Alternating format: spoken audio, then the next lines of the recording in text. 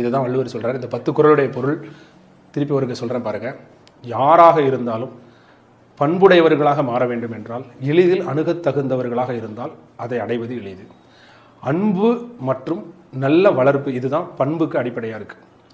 அடுத்து பண்பு அப்படிங்கிறது உறுப்பில் ஒத்துருக்கிறது மட்டும் பண்பு இல்லை, குணத்தில் ஒத்துருக்கணும்.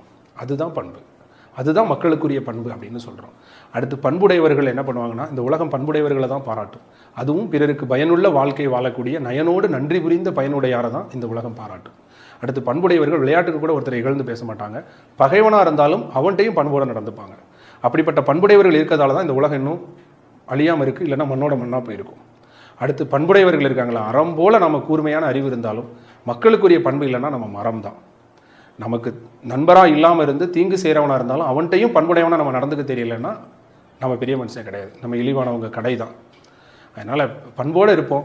பிறரோட சிரித்து பேசி மகிழ்கிற பண்பு கூட நம்மகிட்ட இல்லை அப்படின்னா பகல் கூட இருள் சூழ்ந்ததாக இருக்கும்.